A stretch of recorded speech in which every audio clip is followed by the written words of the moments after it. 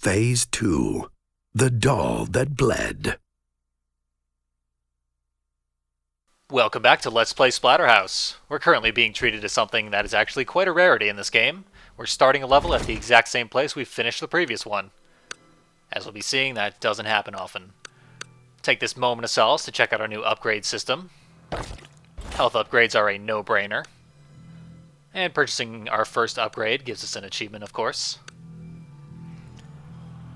Now, the first upgrade in each of these 4 basic categories is incredibly cheap and opens up a lot of combat options, so I'll be getting them all and showing them off extensively in this episode.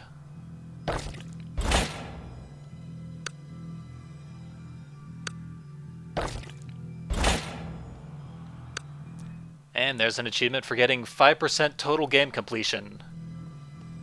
Buying new moves counts towards total game completion, as does completing levels, and we're on medium difficulty, so we completed 2.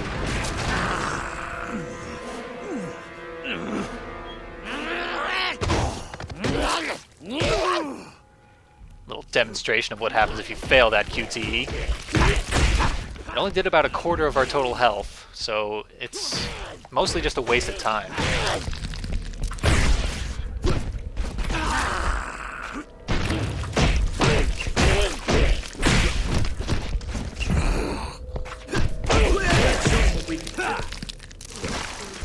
Not sure why that turned out into a knockdown, drag-out, they-live style epic battle. Blood ciphers. Ancient symbols of power, illuminated by blood. Guess we'll have to keep an eye out for those symbols.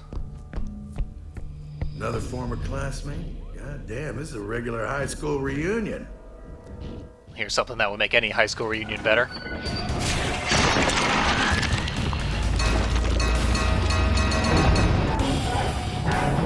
And I suppose this is the Glee Club. Alright, attacked again. Show off some of our new moves. There's the crowd surf. Excellent for crowd control, obviously.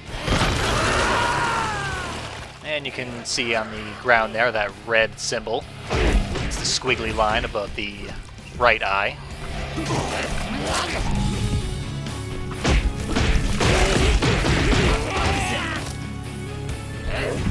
And that was part of the rapid jabs combo that we bought. Rick just sort of automatically stomped on the guy after he knocked him down. He does that sometimes, I'm not sure why. Now, using this splatter kill gives us the option of using the enemy's arms as weapons. In doing so, gets us an achievement.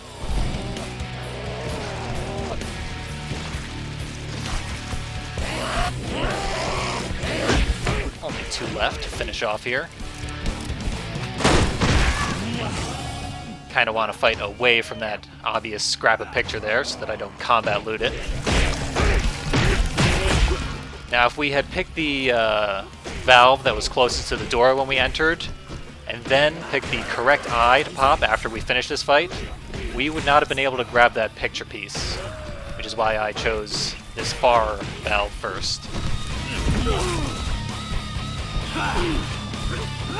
One guy left, and that did it. Let's get the thing that obviously is not hidden first.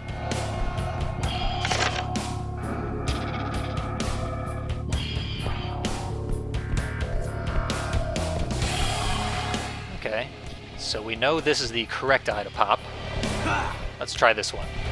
Let's try this one. There we go. Wrong one! For a college boy, you are pretty stupid. Nope, just hungry for more kills.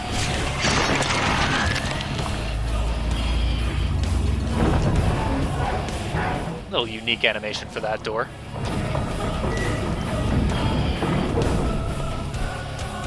This room is basically identical. Bitch!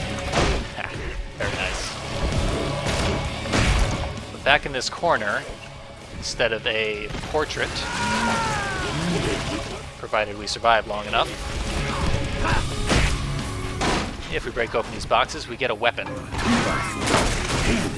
Let's do some fucking carpentry. And killing 6 enemies within 1 second gets us that achievement. As well as a very impressive fireworks display of blood. And in case you forgot, I thought I'd show off that symbol once again. And there's a unique sound for slamming down on this metal plate. I thought that was neat. You know, you're just too smart for your own good.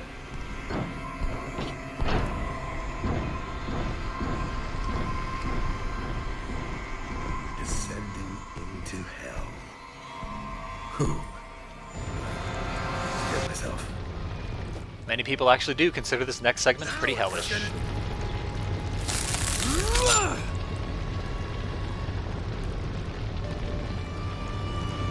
So this is our first 2D segment. We can only run left and right. And very much like the first level of the original Splatterhouse, we start off with a cleaver and get hacking in some instant kill enemies.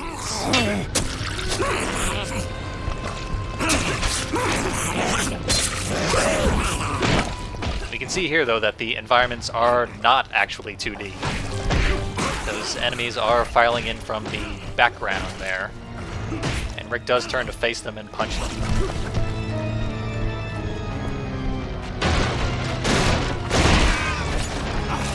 And spikes popping out of the floor. Also very similar to the first level of the first Splatterhouse. This weird bloated guy, he only serves as an obstacle. We can't hurt him.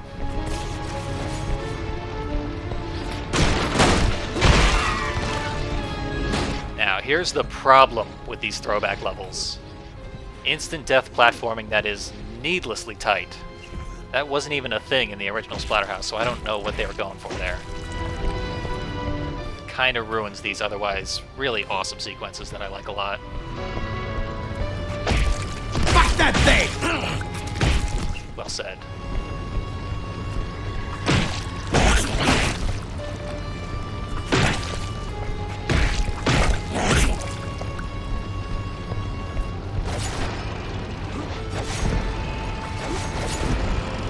Welcome to Dr. West's hand job dungeon.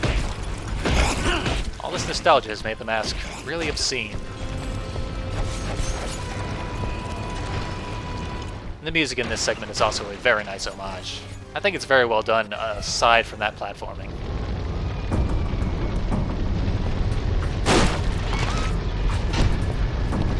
And here's the first of many long, empty stone hallways we're going to see in this level. Exciting stuff.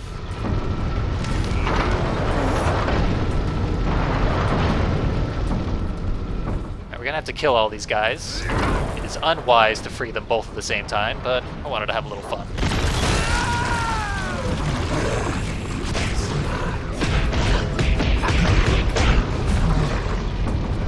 Our new upgrades make us much, much more powerful than we were in the last level, so this fight isn't going to go nearly as tragically as it would have had we still been unupgraded.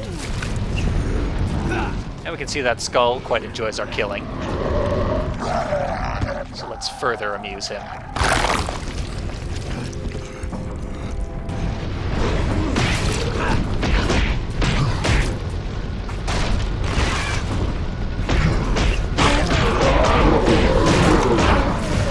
Game doesn't care how we kill them, we just have to kill all 6 of these spiky guys. And that's the no headroom move that we used. Very powerful uppercut used to launch enemies, which we get an achievement for doing, naturally. And that spiked tongue means we have to feed it for another achievement. Bad taste, of course, is Peter Jackson's feature-length directorial debut. If you only know him for Lord of the Rings, he also made a lot of horror movies back in the day.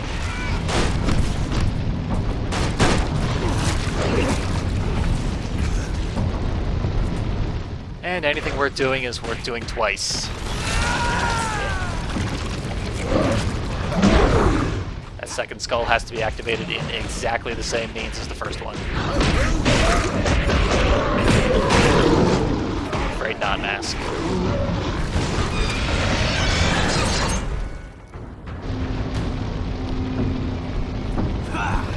And they'll just keep spawning enemies until we impale this next one.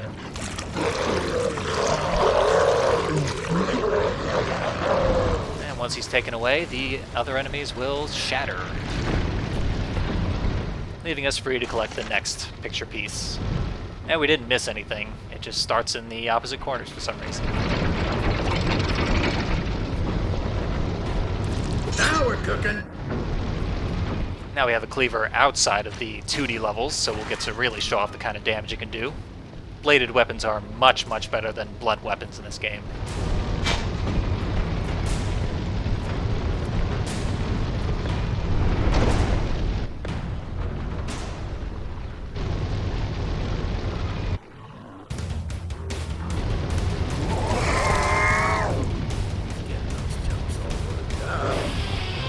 Take him down before it makes them all better.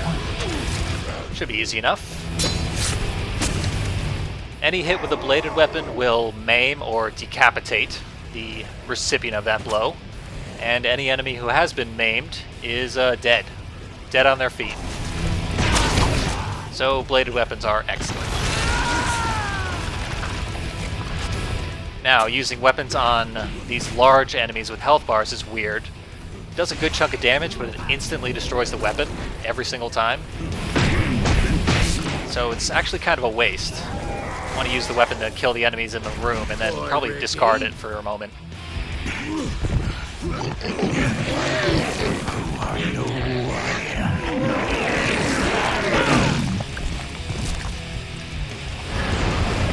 So they named that big guy at the beginning of the room a Terratoid. It's one of 2 enemies that has an official name listed in the game.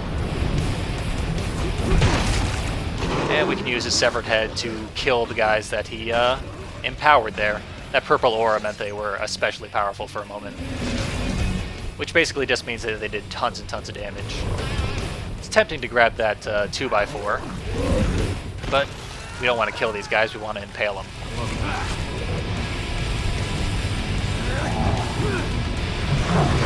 There's that soccer throw for landing them on spikes that are sufficiently high off the ground.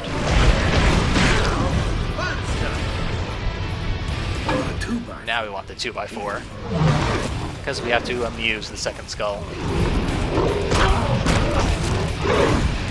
Are you not entertained, skull? There we go. Only takes half as many kills because it doesn't go all the way to the floor. And once again, the enemies disintegrate. Let's do some fucking carpentry. Getting a bit sick of that line. Here's another empty hallway. I did notice that we have enough blood, as it were, to purchase the next health upgrade, and we definitely want to do that. Health upgrades are essential in this game because you're almost always at full health due to the splatter siphon move. Here's what all those empty hallways we've been going through have been leading up to. A jump scare ambush right in the very last one.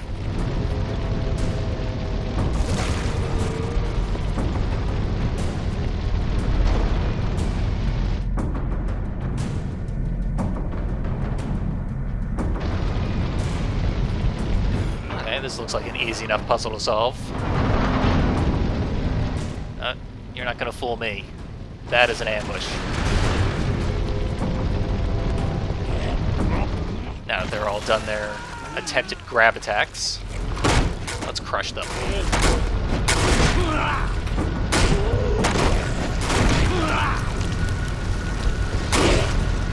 There we go.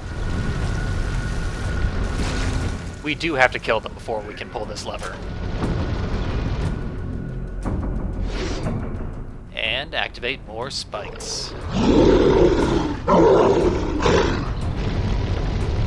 the walls red.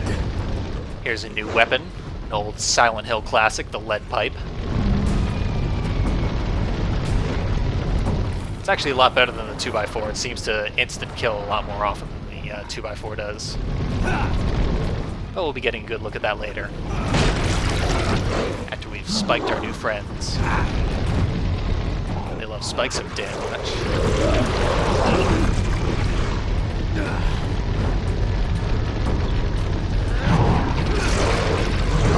And for the record, all this impaling is completely unnecessary. We could easily leave this room without having impaled any of them, so long as they're all dead.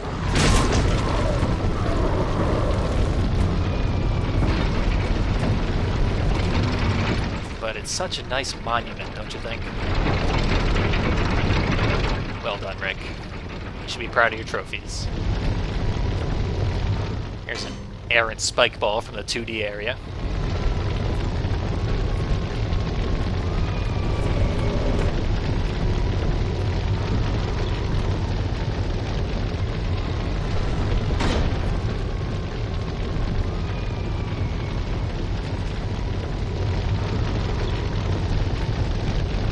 That woman again. West's wife, his dead wife, looks just like your girl, don't she? Wait. How do you know? I'm inside your head, remember? I know what your favorite movie is. I know what your favorite cereal is. I know that when you're alone with that pretty girl, Hey, cut it out. then find more things for us to kill. Blood and carnage always make me feel more cooperative. I love when the mask laughs. More than happy to oblige. Take that, you bastard. Another cleaver, but I want to get some more use out of this pipe. Jennifer! Please. Well, I think I did something. What's going on?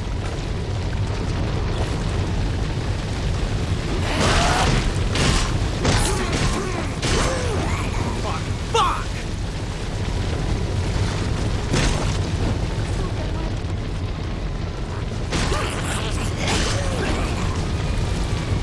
I want to say this segment is a reference to the level where we meet Jenny in the original Splatterhouse, but if that's what they're going for, it's a bit of a stretch. Save me. Jenny, I'm coming. Still a pretty cool set piece. Save me. Did you hear that, Rick? I believe Jen is in fucking trouble. Let's go. Fuck, will you just shut the fuck up?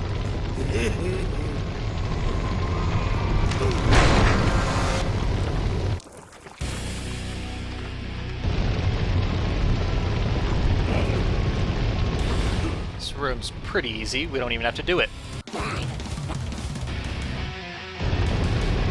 And they got blue versions now. Versions that do my entire health bar in a single hit. We didn't even see his trick. Yeah, these guys are total bastards. We are gonna have to deal with them very quickly.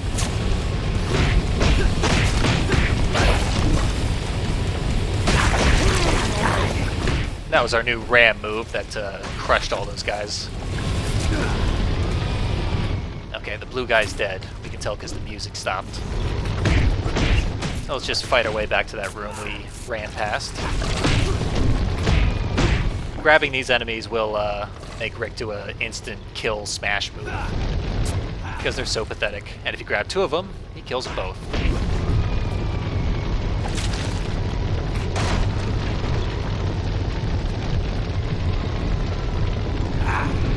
Here I am not grabbing that weapon. Now, I really want to say that this bed is a reference to Deathbed, the bed that eats. I can't be 100% certain, but if it is, that is the best. Let's do some fucking carpentry. I do not sleep.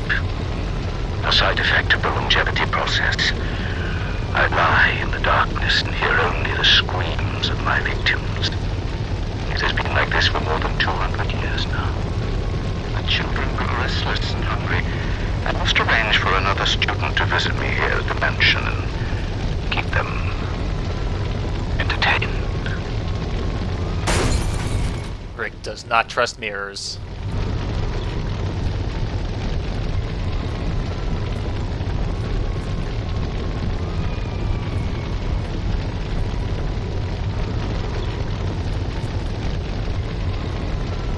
There's a nice quiet room.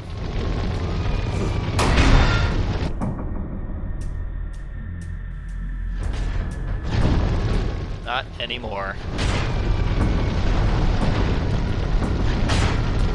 Section's not very fun.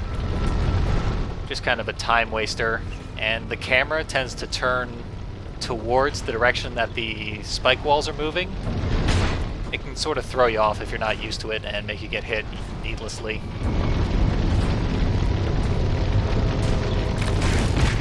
Oh, sorry to interrupt, guys.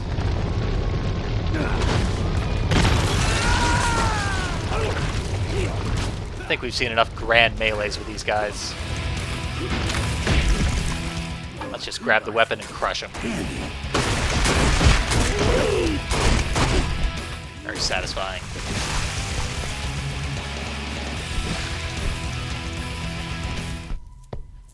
And moving on.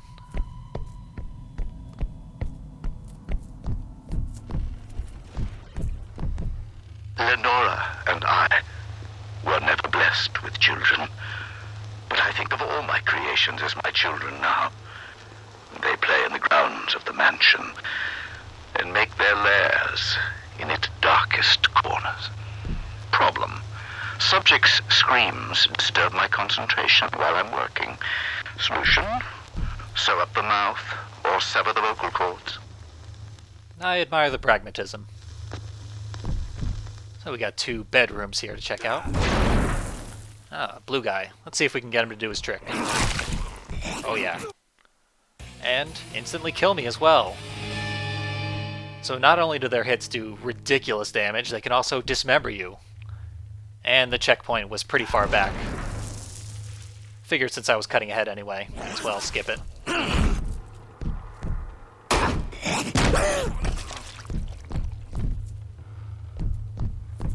Yeah, those guys are not to be trifled with. If they're in a room, kill them first. And their brethren are destroyed by the splatter siphon move. My work still requires subjects. The rituals require sacrifices. The creatures in my mansion require feeding. Luckily, the student population at the university is ample enough to provide me with everything I need. The children consume human flesh with much relish. I tried it once. It was not to my taste. Probably just needed more relish.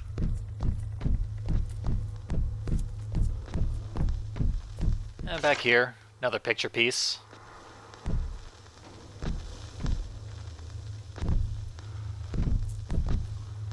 Creepy doll on the bed.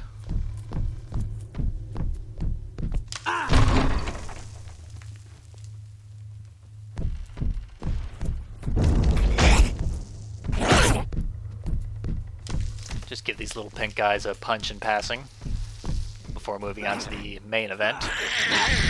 Lucky he missed me there. Now the grab move when used on him is sometimes an instant kill. Usually it just does a lot of damage. Then you have to punch him a few more times. Those are all non-essential kills.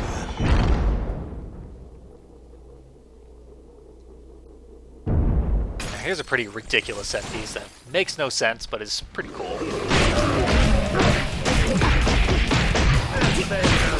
What do you say? And it's an upside down room, and the enemies just fall from the ceiling, as does everything else. Although I guess we are on the ceiling? I don't know. How's your change? It's been a while since we got a handful of lung. There we go. Like picking grapes.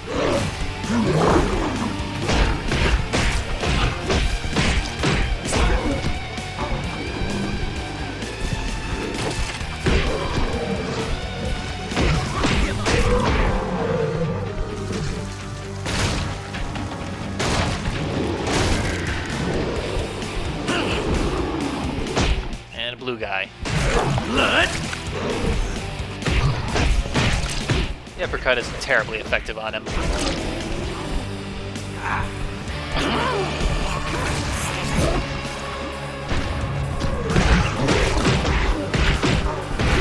Now we're pretty much home free. Just a matter of hitting that X button.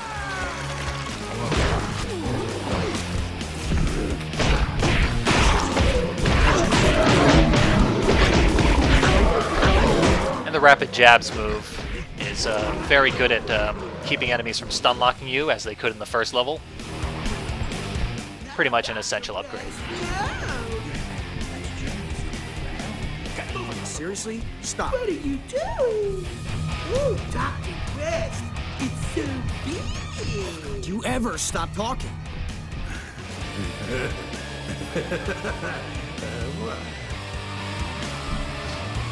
Oh, got a swarm of them. And we're saved. Small mercy. Here comes furniture. Ooh, and the last piece of the picture. Now I want to point out as we pick this up, it says that she wore this to a nightclub. So I guess Jen is an exhibitionist? Comes as close as anything to explaining why she brought a bunch of naked pictures of herself to a mad scientist's house. That was easy enough to dodge. I don't know where the hell those bookcases were coming from. But moving on. Let's introduce ourselves to the titular character of this level. Hold it right there, Rico. Why? It's just a... Doll? Is that what you were gonna say? Okay, you raggedy little fucker. Let's see what you're made of.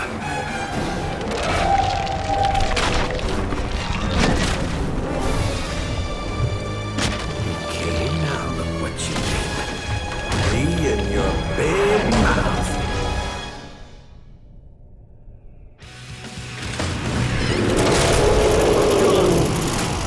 This boss here might well be a reference to the boss of the second level of Splatterhouse Arcade, which itself was a reference to the movie Poltergeist. If nothing else, this beginning sequence here, where it's chucking furniture at us, is almost certainly a reference to that. And we can't approach until all of the furniture has been thrown.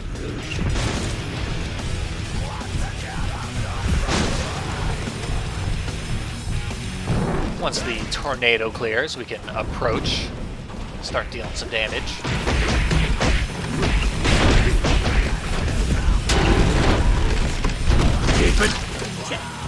For the most part, the boss is going to do huge sweeping attacks that fly right over Rick's head and pretty much target nothing. All the while, we'll be thrashing wildly at its ankles, in between it accidentally kicking us, because the hitbox when it moves around is pretty weird. Fortunately, the accidental kicks do very, very little damage. They just stun you and slow you down. The actual attacks that it has, when they hit us, they do a lot of damage. But we get a lot of blood in order to use the splatter siphon over and over again. So this is a fight that is pretty much designed to go for a very, very long time, but be very easy. Not ideal design, in my opinion. It's pretty awkward, just us thrashing at opponents we clearly were never meant to fight. Shadow of the Colossus, this very clearly is not. That was poorly timed. That's what happens if you get too far away. You obviously don't want that to happen. So you're pretty much forced to just hang out near these ankles and try and dodge. This is not a very fun boss fight, I'm afraid.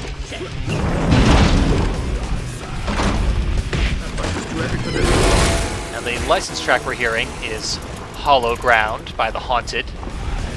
I mention that now because we're about to see why.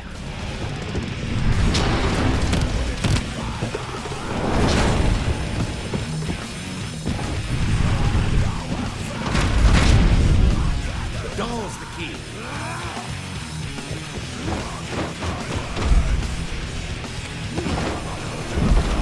The doll's buried in there somewhere. Destroy it.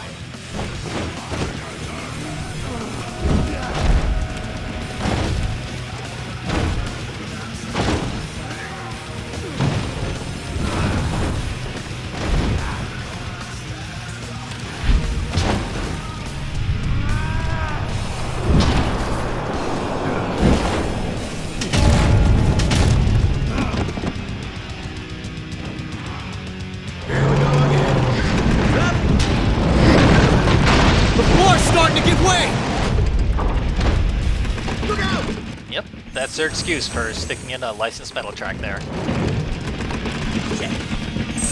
Now this part of the fight is a huge beginner's trap. What's the clock? All you have to do is stand in that exact spot on the floor, and the boss can't hit you. You just wait for it to do the clock attack, and then you smash it. Rinse and repeat.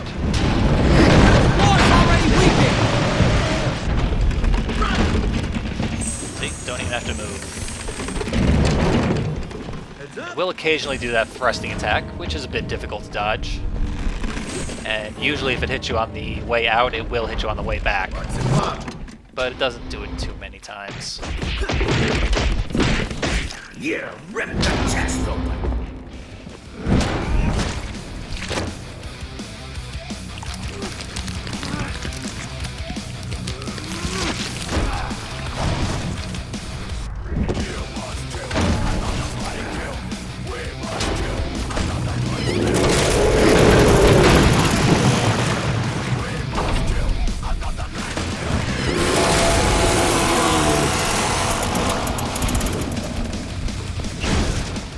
The soundtrack has switched to Must Kill by the band Cavalera Conspiracy. That's a band obviously fronted by metal icons Max Cavalera and his brother Igor from the band Sepultura. When the band formed in 2007, they also had Joe Duplantier on bass. He's a French musician who's also known for being in several metal bands with his brother, the most notable of which being Gojira. That's just a little bit of metal trivia because the fucking boss fight is still going on. This third phase is identical to the first one. The boss is maybe a tiny fractional bit more aggressive than he had been.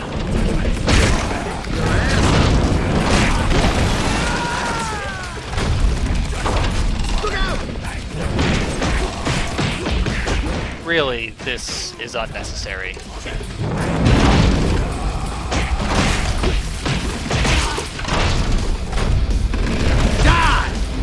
Seriously, die.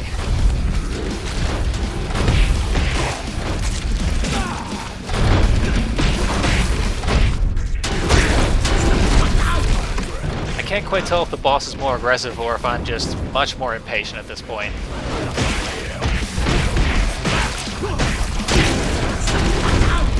Probably the latter.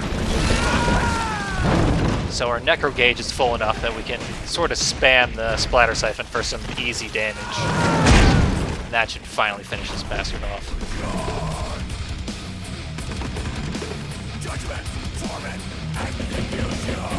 Holy shit!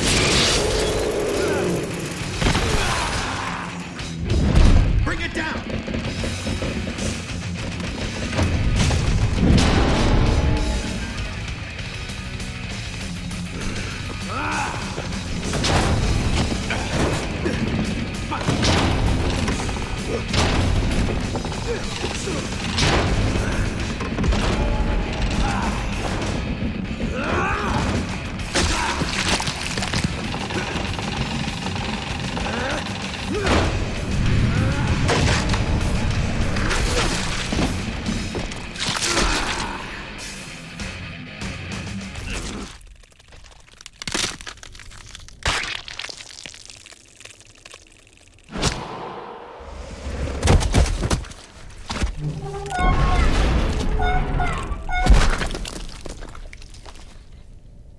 I ain't your mama, asshole.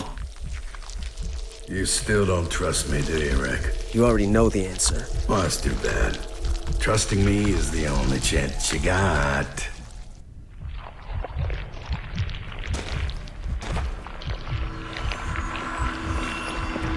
Jen!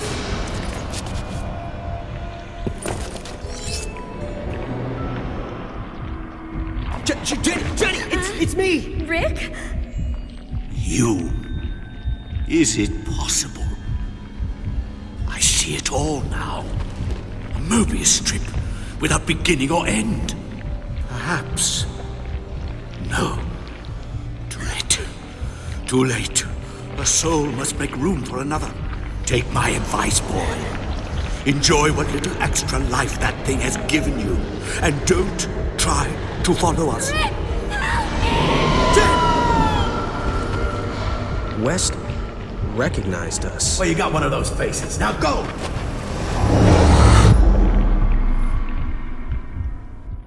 So we are thankfully done with that level. We get an achievement, the Berserker, for completing it.